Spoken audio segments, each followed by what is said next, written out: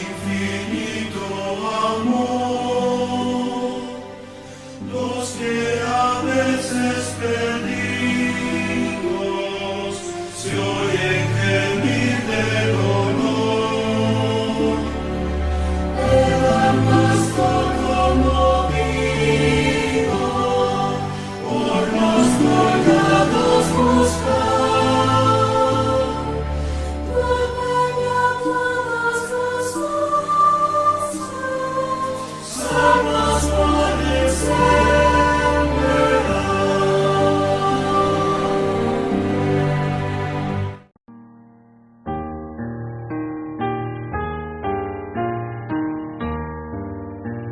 Hola mis amados hermanos y hermanas, muy buenos días, bienvenidos una vez más a su clase, a su club de lectura de Ven Sígueme con su hermano y servidor Walter Posada, aquí en las plataformas de Central del Libro de Mormón. Y hoy veremos una clase fabulosa de acuerdo a nuestro manual de Ven Sígueme.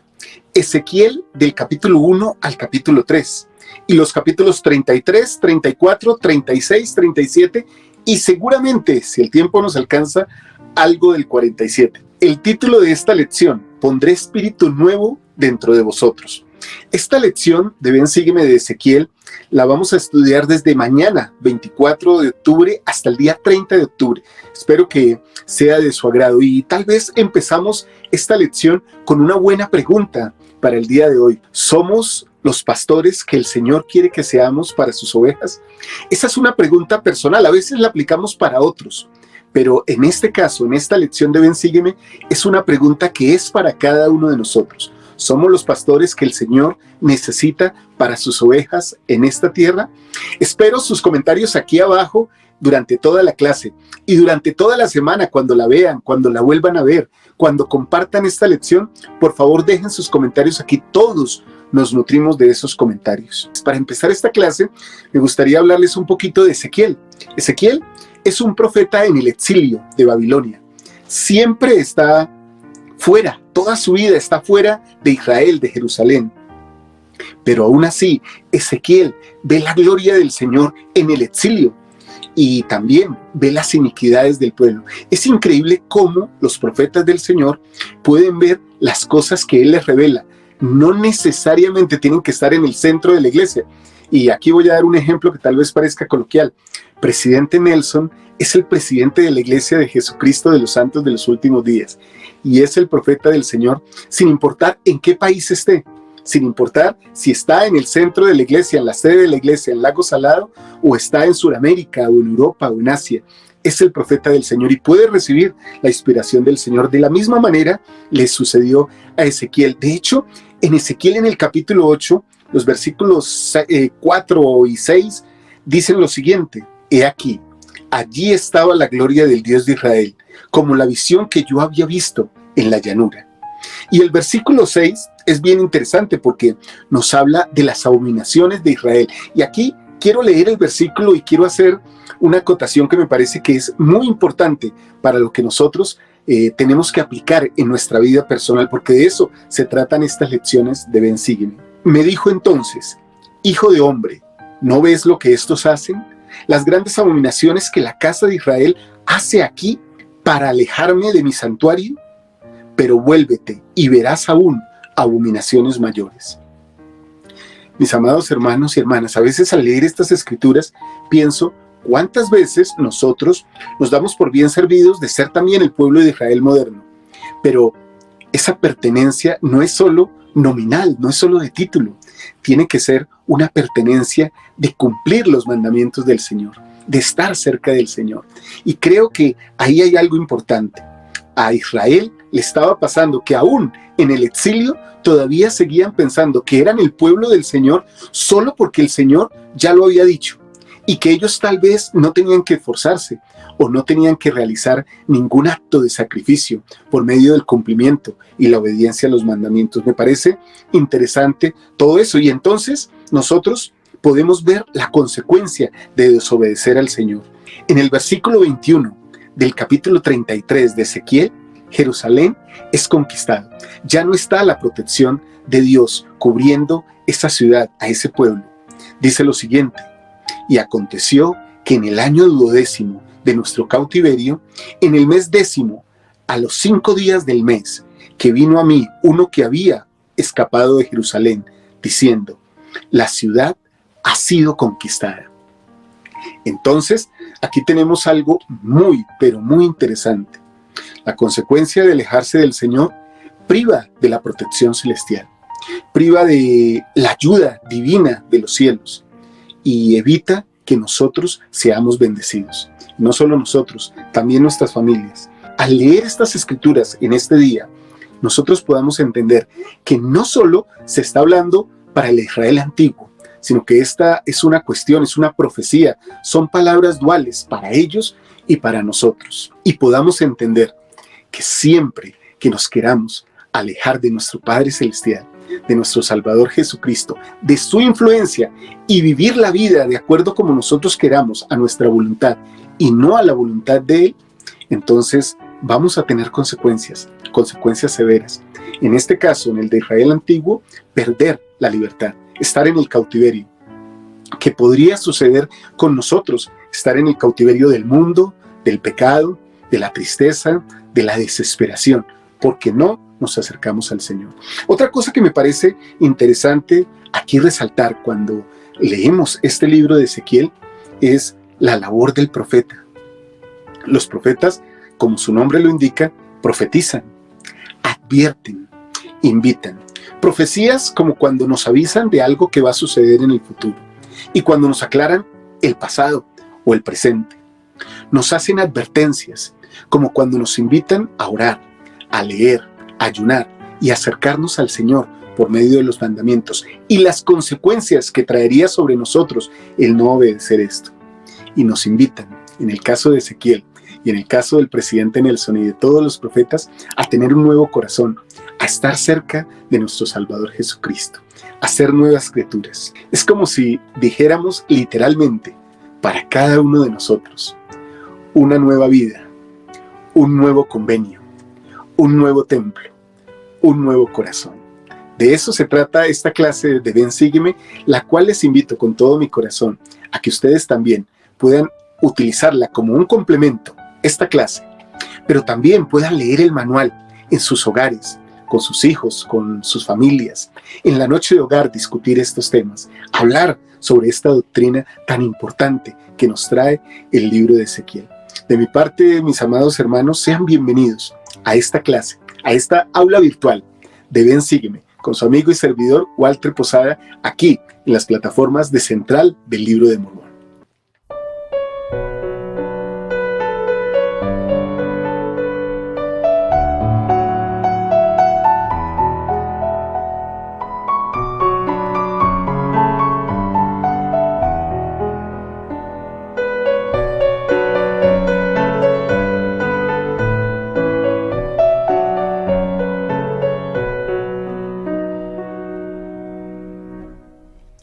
Muy bien, mis amados hermanos y hermanas. Entonces, cuando empezamos a estudiar Ezequiel, vemos la misión de un profeta del Señor. Y es que el Señor le manda a Ezequiel algo interesante: les hablarás, pues, mis palabras. Y entonces decimos, como lo hablamos hace un momento en la introducción, que es una función de los profetas hablar al pueblo las palabras del Señor.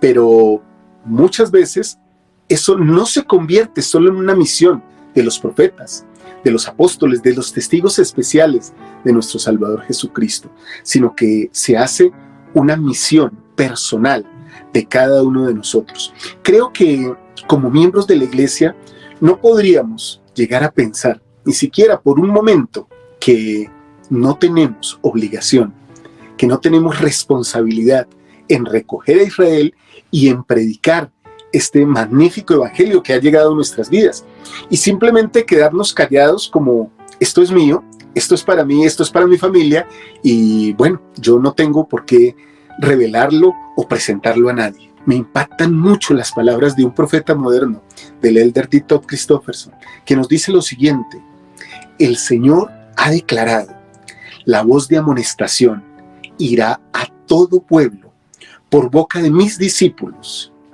a quienes he escogido en estos últimos días. Como atalayas y discípulos, no podemos ser neutrales en cuanto a este camino aún más excelente.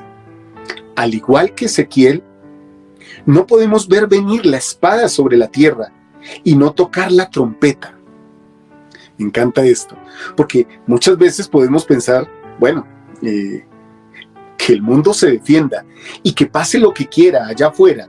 Si mi familia o como miembros de la iglesia estamos protegidos, estamos bien, pues todo está bien conmigo. No es mi deber ni preocuparme por lo que le pase a otros. Pero qué interesante lo que dice el elder Christofferson aquí. Y continúa diciendo algo que me impacta. Esto no es decir que debemos llamar a la puerta del vecino o ponernos en medio de la plaza pública y gritar, arrepiéntanse. En verdad, cuando uno lo piensa, tenemos el evangelio restaurado, lo que la gente quiere realmente en lo más profundo de su corazón. De manera que la voz de advertencia en general no solo es civil, sino que según el salmista es un alegre canto.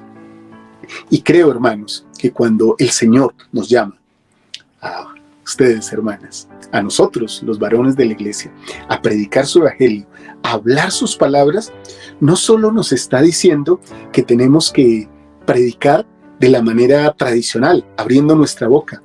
Podemos predicar con la palabra, compartiendo el mensaje, pero también siendo un ejemplo para otros, dando una muestra de lo que es una buena vida cristiana, no para alardear, no para traer gloria sobre nosotros, sino para invitar a otros a que vean nuestra luz que se pone sobre la mesa, o como la ciudad sobre la montaña, y los hombres y las mujeres del mundo ven esa luz y glorifican a nuestro Padre Celestial que está en los cielos. Entonces, en ese momento, más que una voz de alarma, este evangelio se convierte en un alegre canto. Pero hay algo que es una realidad y que tenemos que tener en cuenta cada uno de nosotros. Los tiempos se están poniendo difíciles y muchas personas en el fondo de su corazón lo que necesitan lo pueden encontrar en el evangelio. Ya creo que no es hora de permanecer callados y creo que no está bien que un santo de los últimos días, que se haga llamar santo de los últimos días, pase tiempo sin predicar el evangelio, sin enseñarlo a otros, sin compartir o regalar un libro de Mormón a un amigo, a un conocido. Creo que este es un llamado importante para nosotros. Les hablarás mis palabras. Es un llamado para cada uno de nosotros. Y esto justamente tiene que ver con el segundo principio que vamos a ver en esta lección de Ven Sígueme, que seguramente ustedes estudiarán en sus casas, con sus esposas, con sus hijos, en familia. El Señor quiere perdonar a su pueblo. El Señor te quiere perdonar a ti, hermana, a ti, hermano, a mí, a todos nosotros. El Señor es tan misericordioso que no quiere que nadie quede fuera de su círculo, de su influencia sanadora y redentora. Me encanta eso. En este caso, en el caso del Israel antiguo, ellos se sentían abrumados por su maldad. Cuando una persona entra en pecado o está constantemente metida en la transgresión, entonces puede suceder algo que enseñó el profeta José Smith. La desesperación viene por el pecado. Mis amados hermanos y hermanas, cuando una persona está en este estado, en esta situación, generalmente se pregunta si hay una vida para ellos, al igual que el antiguo Israel lo hacía. Y el Señor entonces responde a esa pregunta. Pero antes de que venga la respuesta del Señor, me gustaría compartir con ustedes este versículo en Ezequiel 33. En el versículo 10, el Señor dice lo siguiente: Tú pues, hijo de hombre, di a la casa de Israel, vosotros habéis hablado así, diciendo, nuestras transgresiones y nuestros pecados están sobre nosotros, y por ellos nos estamos consumiendo. ¿Cómo pues viviremos? ¿A cuántas personas hemos conocido que se puedan sentir en una situación igual a la que el pueblo de Israel se sentía? Nuestras transgresiones y nuestros pecados están sobre nosotros, y por ellos nos estamos consumiendo. Muchas personas viven de esa manera, con una aflicción grande por su debilidad, pero incluso podría ser que sea el caso de alguno de nosotros. ¿Cómo pues puede vivir uno con una carga tan pesada, con una cruz tan pesada, que seguramente, a diferencia del Salvador, que su cruz la trajo por nosotros, los ladrones que estaban al lado de él habían traído su cruz sobre ellos por sus propios pecados? Esa es la gran diferencia entre el Salvador y los que estaban con él al lado, que nos representan a todos nosotros. Nosotros generalmente traemos la cruz del pecado que cometemos, que decidimos cometer. Entonces el Señor dice, pues, ¿cómo podrían vivir? ¿Cómo respondo a esto? Me están preguntando. La respuesta, mis amados hermanos, es el arrepentimiento. El arrepentimiento hace una amalgama perfecta, una comunión, una unidad perfecta con el don hermoso e infinito de la expiación de nuestro Salvador Jesucristo. El deseo de volverse al Señor y arrepentirse es esencial para que cada uno de nosotros pueda abandonar el pecado y entonces pueda obtener el perdón que el Señor quiere darnos a todos. En Mateo hay una historia fabulosa. ¿Qué os parece? Un hombre tenía 2 hijos. Y acercándose el primero le dijo, «Hijo, ve a trabajar en mi viña». Y el joven respondió, «No quiero». Pero después, arrepentido, fue. Y al otro le dijo de la misma manera, y él dijo, «Sí, Señor, voy». Pero no fue. ¿Cuál de ellos hizo la voluntad de su padre? El primero.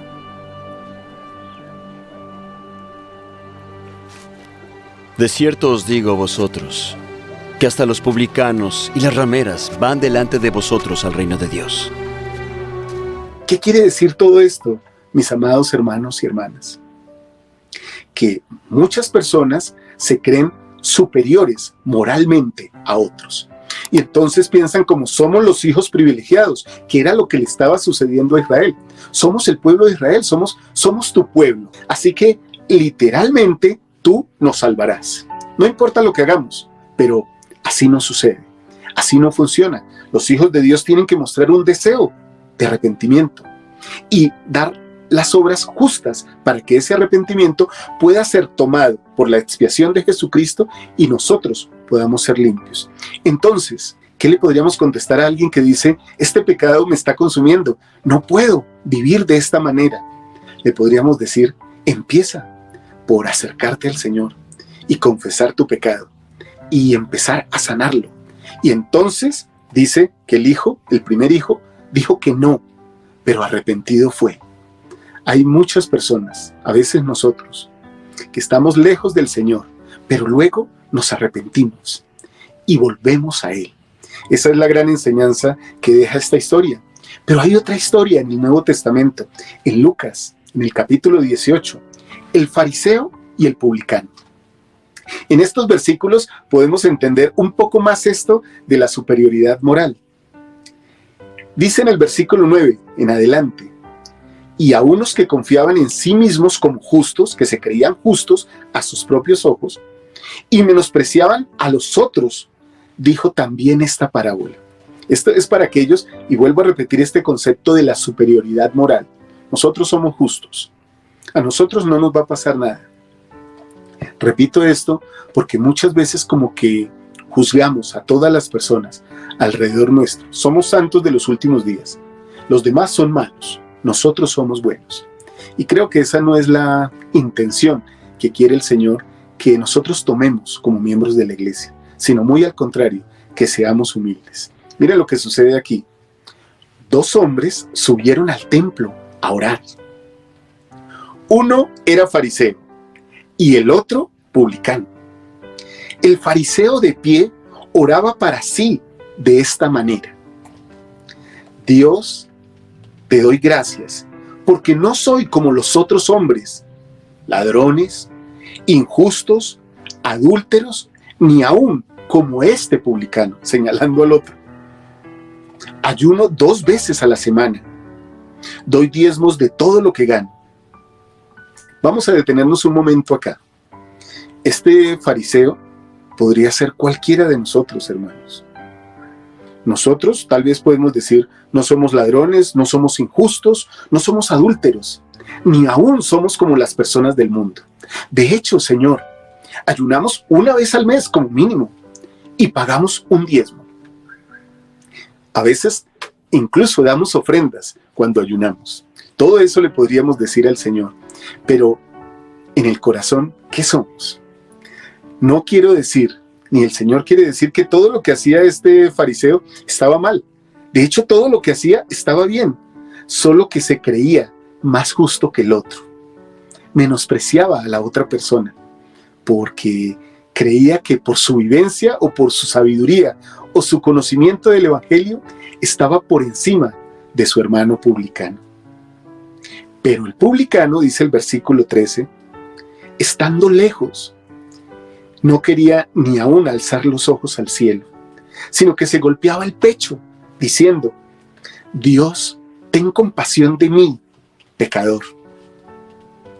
Os digo que éste descendió a su casa justificado, antes que el otro, antes que el fariseo, porque cualquiera que se ensalza será humillado, y el que se humilla será ensalzado.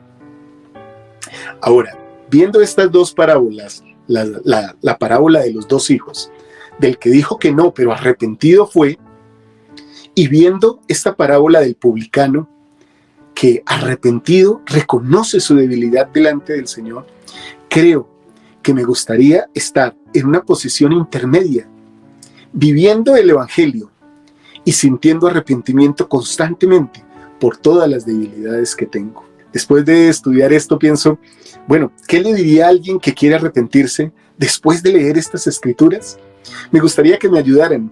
¿Qué le dirían ustedes a alguien que quiere arrepentirse después de haber leído estas parábolas? Esto era lo que le sucedía al pueblo de Israel. El Señor quería perdonarlos.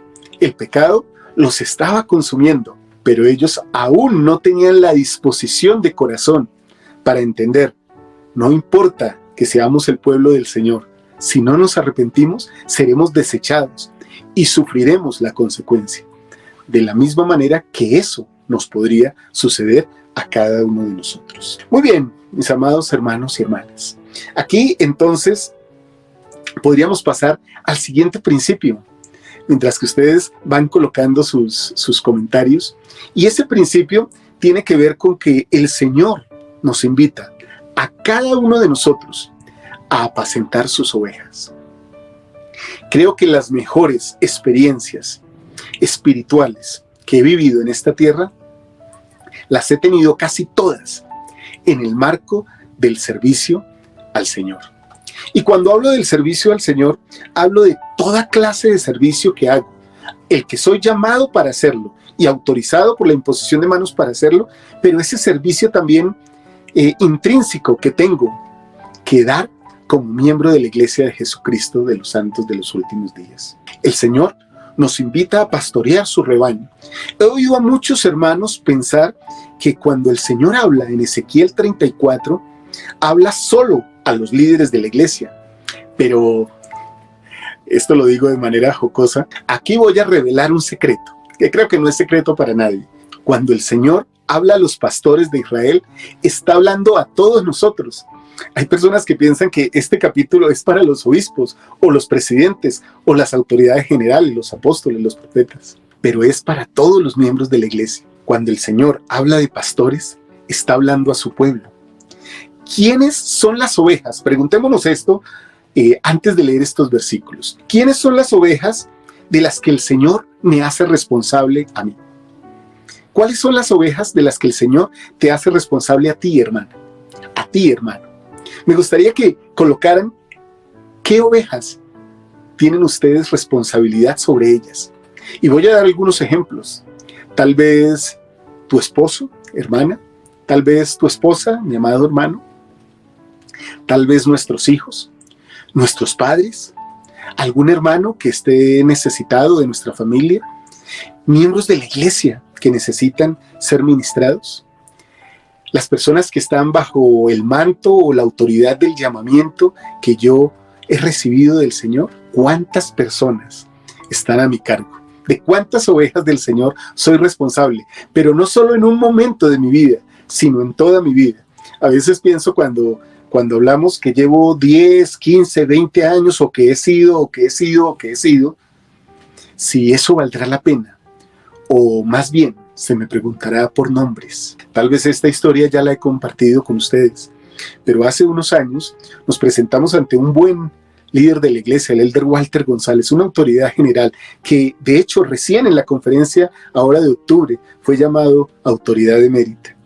Él nos pidió que le presentáramos los documentos para hacer la creación de una nueva estaca. Y entonces nos presentamos delante de él con toda la documentación que nosotros creíamos que se necesitaba.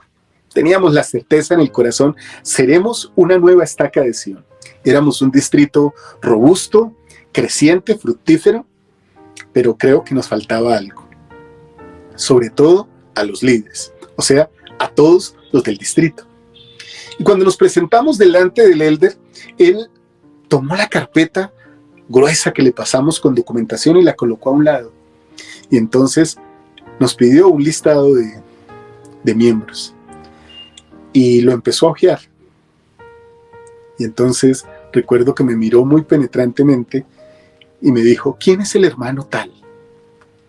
¿En dónde vive? ¿Qué trabajo tiene? Y bueno, los tres miembros de esta presidencia, jóvenes, de hecho muy jóvenes, nos miramos, no teníamos respuesta. Le dijimos, no, elder, no lo conocemos, no sabemos quién es. Luego siguió hojeando el listado de miembros y dijo, ¿quién es la hermana tal? Y aquí tiene 2 hijos, no tiene esposo, o el esposo no es miembro de la iglesia. ¿Qué pasa con ella? ¿De qué vive? ¿Qué grado cursan sus hijos? Nuevamente nos miramos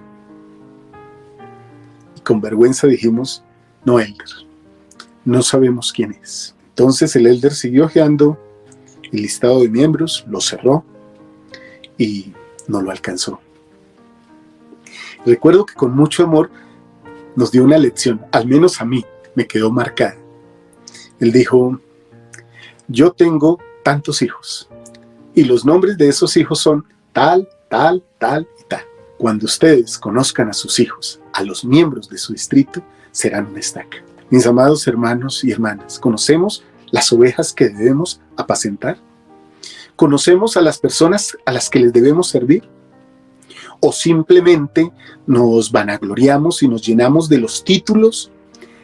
Ser presidente, en el caso de ustedes, hermanas, yo soy la presidenta, que no está mal ser presidente o ser presidenta, o ser obispo, o ser un líder de responsabilidad, o un líder de cualquier índole en la iglesia. Todo eso está bien, pero ¿y las ovejas? ¿Cómo nosotros podríamos ser un ejemplo de la clase de pastor que fue nuestro Salvador Jesucristo? Aquí, en Ezequiel 34, hay unas duras palabras del Señor sobre su pueblo, sobre sus pastores. O sea, que esas palabras son para nosotros. Y vino a mí palabra de Jehová diciendo, Hijo de hombre, profetiza contra los pastores de Israel. Profetiza y di a los pastores. Así ha dicho Jehová el Señor. Hay de los pastores de Israel que se apacientan a sí mismos. ¿No deben los pastores apacentar los rebaños? Coméis la grosura y os vestís de la lana. Matáis a la oveja engordada, pero no apacentáis al rebaño. No fortalecisteis a las débiles, ni curasteis a la enferma, no vendasteis a la perniquebrada, ni hicisteis volver a la descarriada, ni buscasteis a la perdida, sino que os habéis enseñoreado de ellas con violencia y con severidad. Y han sido dispersadas por faltar pastor, y han llegado a ser comida de toda fiera del campo, y han sido dispersadas. Anduvieron perdidas mis ovejas por todos los montes y en todo collado alto, y por toda la faz de la tierra fueron dispersadas mis ovejas, y no hubo quien las buscase, ni quien preguntase por ellas. Todo esto es un llamado de atención fuerte para nosotros. Hoy día lo llamamos ministración. Hoy día apacentar y velar por las ovejas es denominado con la palabra ministración, con el verbo ministrar. ¿Realmente estamos pendientes de la perniquebrada, de la débil, de la enferma, de la abandonada? ¿O solo nos gozamos con orgullo, con violencia y decimos, soy el líder, pero no velo por esas ovejas? Toda esta historia me hace recordar el mandato del Señor a Pedro, que se encuentra en el Nuevo Testamento. Simón, hijo de Jonás, ¿me amas más que a estos? Sí, Señor. Tú sabes que te amo. Apacienta mis corderos.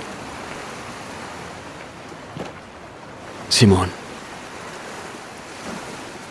hijo de Jonás, ¿me amas tú a mí? Sí, Señor. Tú sabes que te amo. Apacienta mis ovejas. Simón, hijo de Jonás, ¿me amas tú a mí?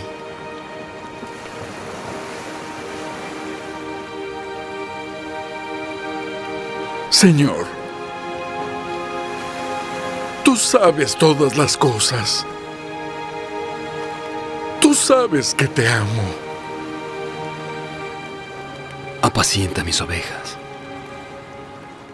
Apacentar, mis amados hermanos y hermanas, dice el diccionario de la lengua española que es dar pasto al ganado. Y entonces nosotros, ¿cómo lo podríamos aplicar a nuestros días? Pues apacentar las ovejas del Señor no es nada más que darles alimento espiritual para que sean nutridas por la buena palabra y vuelvan al Señor y tal vez tengan una nueva vida, un nuevo convenio, un nuevo corazón. Eso es ministrar. Eso es estar al lado de las ovejas. Eso es darles realmente el cariño, el amor, la ternura que el mismo Salvador les daría. Ese es el ejemplo que Él nos da. Ese es el ejemplo que Él nos coloca para que nosotros podamos dar de ese amor a todas las ovejas de la iglesia y a las que no son de la iglesia, las que están bajo nuestra responsabilidad como pastores. ¿Y esto por qué? Porque lo podemos reunir a ese pueblo del Señor, al recogimiento de Israel. Porque en este Ven, Sígueme, el Señor está enseñándonos que Él está recogiendo a su pueblo y dándole una nueva vida. El recogimiento, según el presidente Nelson, es lo más importante que se está haciendo en este momento en la historia de la iglesia. De hecho, él dijo hace poco que el futuro de la iglesia es preparar la tierra para la venida del Salvador. Y la tierra no estará preparada a menos que todos sus hijos vengan a Él, a este y al otro lado del velo. Hay un relato en Ezequiel, en el capítulo 37, que habla sobre los huesos secos. Me gustaría compartir con ustedes esos versículos. Versículo 11. Me dijo luego, hijo de hombre, todos estos huesos son de la casa de Israel. He aquí, ellos dicen, nuestros huesos se secaron y pereció nuestra esperanza y somos del todo talados. Por tanto, profetiza y diles, así ha dicho Jehová el Señor. He aquí, yo abro vuestros sepulcros, oh pueblo mío, y os haré subir de vuestras sepulturas y os traeré a la tierra de Israel. Y sabréis que yo soy Jehová cuando yo abra vuestros sepulcros y os saque de vuestras sepulturas, oh pueblo mío, y pondré mi espíritu en vosotros, y viviréis y os haré reposar en vuestra tierra, y sabréis que yo, Jehová, he hablado, y lo haré, dice Jehová. Esto es una promesa poderosísima. de lo que es el recogimiento de Israel. Pero no solo en esta tierra, porque es nuestro deber recoger a los hijos de Dios en esta tierra, pero también es nuestro deber recogerlos del otro lado del velo. ¿Cómo? A través de la historia familiar, a través de la asistencia al templo, de la realización de ordenanzas sagradas. Pero, lógicamente, sin olvidar lo que tenemos a mano, nuestras familias, nuestros antepasados, nuestra propia historia familiar. Otra parte importante del recogimiento es el Libro de Mormón. El Libro de Mormón es la piedra angular de nuestra religión y es la herramienta, el arma más poderosa que tenemos como ejército de Sion, como pastores de Sion, para atraer a otros al arrepentimiento. ¿Hace cuánto que no compartimos el Libro de Mormón? ¿Cuándo fue la última vez que le obsequiamos a alguien que no supiera de este evangelio un Libro de Mormón firmado con nuestro testimonio, tal vez con una foto como lo hacíamos? ¿Hemos perdido esas costumbres? ¿Ya tal vez no le damos tanta importancia al Libro de Mormón? Me gustaría que escucharan estas palabras del presidente Russell M. Nelson sobre la importancia del Libro de Mormón en el recogimiento de Israel. Esta doctrina del recogimiento es una de las enseñanzas importantes de la Iglesia de Jesucristo de los Santos de los Últimos Días. El Señor ha dicho: os doy una señal, que recogeré a mi pueblo de su larga dispersión, oh casa de Israel, y estableceré otra vez entre ellos mi Sión. La salida a luz del Libro de Mormón es una señal para el mundo entero de que el Señor ha comenzado a recoger a Israel y a cumplir los convenios que hizo con Abraham, con Isaac y con Jacob. No solo enseñamos esta doctrina, sino que tomamos parte en ella. Lo hacemos al ayudar a congregar a los escogidos del Señor a los dos lados del velo. El Libro de Mormón es fundamental para esta obra, pues proclama la doctrina del recogimiento, motiva a las personas a aprender acerca de Jesucristo, a creer su evangelio y a unirse a su iglesia. De hecho, si no existiera el Libro de Mormón, el prometido recogimiento de Israel no se llevaría a cabo. Y después de ver esas palabras del presidente Nelson, de lo importante que es este Nuevo Testamento de Jesucristo aquí en la tierra, a saber, el Libro de Mormón, recuerdo esas palabras de Ezequiel que tanto utilicé como misionero y que seguramente muchos de ustedes han utilizado. Y vino a mí palabra de Jehová diciendo: y tú, hijo de hombre, toma ahora un palo y escribe en él para Judá y para los hijos de Israel, sus compañeros. Toma después otro palo y escribe en él. Esto significan rollos de papel. Y escribe en él para José, palo de Efraín, y para toda la casa de Israel, sus compañeros. Júntalos luego el uno con el otro, para que sean uno solo, y serán uno solo en tu mano. Entonces, aquí tenemos, en este caso, para ratificar o para aclarar este concepto, el palo de Judá es la Biblia, y el palo de José o de Efraín y sus compañeros es el Libro de Mormón, que se ha escrito. Y los dos son un testimonio de Jesucristo y se unen en nuestras manos para ser uno solo. Claro que muchas personas se opondrán a esto. Claro que muchas personas se oponen con vehemencia a todas estas cosas, ridiculizan el Libro de Mormón. Y bien, están en su derecho. Pero nosotros utilizamos el Libro de Mormón para recoger al pueblo de Israel. Mientras que, como dice en 2 Nefi 29, en el versículo 3, y porque mis palabras resonarán, muchos de los gentiles dirán: una Biblia, una Biblia. Tenemos una Biblia y no puede haber más Biblia. Nosotros, los santos de los últimos días, testificamos que el Libro de Mormón es otro testamento de Jesucristo. Y de hecho, el Libro de Mormón habla de la debilidad que tienen los miembros, pero también el mismo libro de Mormón, escrito por hombres imperfectos, profetas del Señor, que ratifican aún en su debilidad más la veracidad de esta obra. Y nosotros, con esa debilidad, llegamos al mundo. En segundo Nefi, en el capítulo 3, en los versículos 11 al 13, dice lo siguiente sobre esto: pero del fruto de tus lomos levantaré a un vidente, y a él daré poder para llevar mi palabra a los de tu descendencia. Y no solamente para llevarles mi palabra, dice el Señor, sino para convencerlos de mi palabra, que ya se habrá declarado entre ellos. Por lo tanto, el fruto de tus lomos escribirá, y el fruto de los lomos de Judá escribirá, y lo que escriba el fruto de tus lomos, y también lo que escriba el fruto de los lomos de Judá, crecerán juntamente para confundir las falsas doctrinas, y poner fin a las contenciones, y establecer la paz entre los frutos de tus lomos, y llevarlos al conocimiento de sus padres en los postreros días, y también al conocimiento de mis convenios, dice el Señor. Y de la debilidad él será hecho fuerte, el día en que mi obra empiece entre todo mi pueblo para restaurarte, oh casa de Israel, dice el Señor. Así de poderoso es el libro de Mormón. Y el libro de Mormón testifica que un palo de Judá se escribirá, que es la Biblia. Si no fuera por los judíos, no la tendríamos. Ese es el palo de Judá. Pero qué bendición que el Señor ha escrito otro palo y escribirá lo que Él tenga que escribir. ¿Quién? Dice el libro de Mormón, estoy parafraseando, somos nosotros para decirle al Señor que se calle y que ya no escriba más. Ya nos diste la Biblia, ya no nos des más. No, el Señor es un Padre eterno que no cambia y sigue revelando cosas a sus hijos. Vuelvo nuevamente a testificar en este día del libro de Mormón, de sus maravillosas palabras, de cómo ha cambiado mi vida y cómo ha traído bendiciones a mí por el conocimiento del Evangelio.